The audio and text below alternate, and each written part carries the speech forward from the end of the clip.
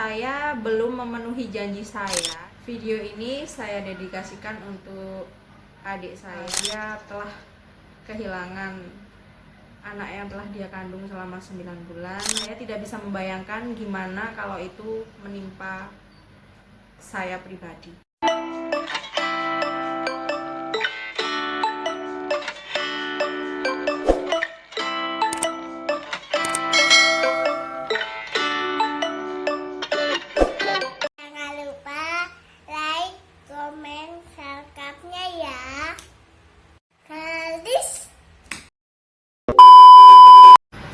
Assalamualaikum warahmatullahi wabarakatuh. Jumpa lagi dengan saya Dikna. Ini vlog ketiga saya.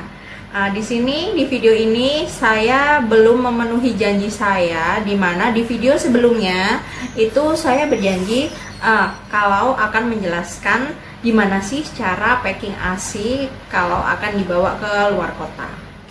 Video ini saya dedikasikan untuk adik saya, kerabat saya, office mate saya, rekan kerja saya yang hebat, yang luar biasa, yang kuat. Kenapa kok gitu? Karena dia telah kehilangan anak yang telah dia kandung selama 9 bulan, yang hanya diberi kesempatan hidup di dunia 2,5 jam aja. Jadi dia wanita yang kuat, wanita yang hebat. Saya tidak bisa membayangkan gimana kalau itu menimpa saya pribadi. Jadi sebelumnya dia pernah komen di video saya yang pertama, video cara ASI banyak. Di situ dia komen gimana sih tips agar ASI melimpah di bulan puasa. Jadi di bulan puasa ini tetap melimpah, tetap banyak. Gimana sih caranya? Oke, simak videonya ya. Sekali lagi, ini bukan untuk kesombongan, tapi ini untuk share manfaat agar teman-teman kita sharing aja sih pengalaman. Jadi ini pengalaman pribadi saya selama bulan puasa ini, dan alhamdulillah masya Allah masih diberi ASI yang lancar. Sama tips yang pertama, kita harus menjaga nutrisi makanan yang kita makan. Kenapa kok gitu? Karena kita masih mengasihi anak kita, jadi nutrisinya tetap dijaga dan diusahakan tetap 3 kali sehari. Loh kan ini puasa, terus gimana dong kalau menjalankan 3 kali sehari di bulan puasa? Gampang aja. Jadi selama sahur kita makan 4 sehat 5 sempurna, oke? Terus buka puasa kita makan 4 sehat 5 sempurna, sudah 2 kali kan? Nah, 1 kalinya di mana? Setelah kita sholat tarawih atau di malam hari itu kita juga harus makan. Jadi 4 sehat 5 sempurna. Jadi tetap 3 kali sehari kan? Karena apa sih kok? Kenapa kok makannya harus tetap 3 kali sehari? Ini nanti penting buat kesehatan mama di luar sana, buat kondisi fisik itu juga mempengaruhi kan. Jadinya tetap makan 4 sehat 5 sempurna selama 3 kali sehari. Tips yang kedua, tetap minum air putih yang banyak ya. Banyaknya seberapa? Sesuai kebutuhan tubuh kita masing-masing, karena kebutuhan air putih setiap tubuh kita kan beda. Kalau aku sih standar aja 3 liter, karena nggak pernah konsultasi juga ke dokter.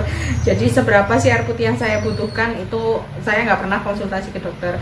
Jadi saya sih pakai ukuran standar aja, jadi 3 liter. Minum airnya itu kita harus tata. Ditata ini gimana maksudnya? Jadi selama sahur, bangun tidur, saat sahur itu saya minum air putih. Setelah makan sahur saya minum air putih. Air putihnya seberapa saya minumnya? 1 gelas yang pasti ya. Lalu ketika mendekati imsak saya minum air putih. Jika masih terasa haus atau mama masih sanggup untuk minum lagi, nggak apa-apa, minum aja, minum yang banyak yang penting ya. Lalu saat buka puasa, saat buka menjelang kita minum air putih lagi 1 gelas. Setelah makan kita minum air putih lagi 1 gelas. Lalu saat terawih, saat terawih bisa minum ya, saat di tengah-tengah terawih lah, kan sekarang lagi pandemi ya, jadi kan kita bisa terawih di rumah. Jadi itu di tengah-tengah terawih kita bisa minum. Setelah terawih pun kita juga harus minum. Jadi perbanyak minum, tapi kembali lagi sesuai kebutuhan tubuh kita masing-masing. Ketiga, kembali lagi, ini adalah ASI booster kita. Nah, ini tetap aku minum selama bulan puasa karena ya memang untuk namanya juga booster ya, jadi untuk membantu kita untuk menambah produksi ASI kita. Nah, ini kapan saya minumnya? Saya tetap ASI booster Zafira ya, aku tetap pakai Zafira sama Blackmores. Nah, ini kapan sih minumnya? Kalau aku saat sahur dan saat buka, udah 2 kali itu aja sih kalau aku. Jadi ya emang konsumsinya kalau tiap hari pun juga, di hari biasa pun 2 kali. Jadi ini di hari puasa saya juga buat 2 kali, jadi saat sahur dan saat buka. Tips yang keempat, kita harus tetap rutin memompa ASI kita. Tapi ini di sini agak ada perbedaan. Ini menurut pengalaman saya pribadi. Perbedaannya kenapa? Kalau di hari biasa kita rutin, misalkan 3 jam sekali, 2 jam sekali kita rutin. Tapi kalau di hari puasa, kondisi fisik orang kan berbeda-beda. Misalkan saya ini, contohnya saya sendiri. Di hari pertama sampai ketiga saya masih adaptasi. Saya tetap pompa ASI dengan tetap menjalankan ibadah puasa. Nah, ternyata di situ setelah saya pompa, saya merasa pusing. Pusingnya itu bukan pusing yang cuman biasa pusing, tapi kayak pusing yang bener-bener, aduh aku nggak kuat nih, aku nggak kuat. Rasanya kayak dahaga, kayak gimana sih rasanya gitu loh. Kita dalam keadaan perut kosong, dalam keadaan ya gitulah, apa namanya juga orang puasa, tapi kita tetap harus mengeluarkan ASI kita. Kayaknya kayak apa ya namanya, kayak asupan kita itu, sari-sari kita diserap di ASI itu, jadi kita kayak pusing banget. Jadi kembali lagi tetap harus memperhatikan kondisi fisik ketika kita memompa ASI. Jadi gimana ngatur waktunya? Kalau aku sih saya kurangin satu putaran. Jadi kalau biasanya saya misalkan 5 sampai 6 kali pompa, kalau di hari puasa saya lakuin setelah sahur itu saya pompa, lalu sampai kantor sekitar jam 10 saya pompa, mau pulang kantor sekitar jam 2 jam 3 saya pompa lagi, dan setelah buka puasa itu saya cuman pompa berarti berapa kali ya, habis sahur nyampe kantor, mau pulang kantor, sama habis buka 4 kali. Itu 4 kali aku di bulan puasa, karena pengalaman saya yang itu tadi. Jadi saya harus berbenah diri gimana pompa ASIku biar tetap lancar, tidak mengurangi jumlah ASIku kayak gitu. Biasanya aku sering bangun malam jam 1, jam 2 itu produksi ASI banyak-banyaknya. Di situ aku nggak lakuin yang itu. Biasanya aku bangun untuk pompa, tapi aku gantikan ini jamnya setelah habis sahur ya, karena biar kuat aja sih. Kan menurutku habis sahur aku makan, pompa itu masih ada lah cadangan dalam tubuhku ini gitu. Jadi nggak yang banyak, biasanya 5 sampai 6 kali. Ini kalau selama bulan puasa ini saya lakuin pompa cuman 4 kali. Dan alhamdulillah, masya Allah, silahkan dilihat ini hasil.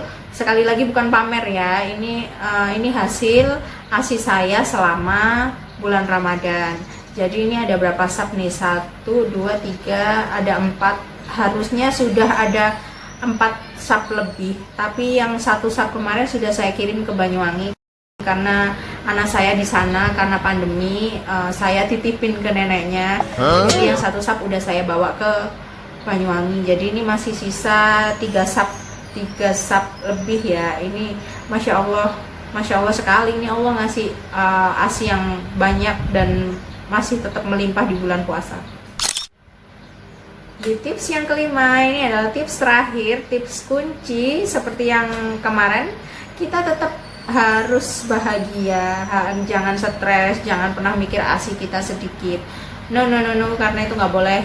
Itu akan mempengaruhi produksi ASI kita. Jadi kita tetap harus bahagia, pikir positif aja, banyak gitu. Dan insya Allah jika Allah mengizinkan, ASI kita akan tetap banyak meskipun kita menjalankan ibadah puasa. Tetap bahagia ya.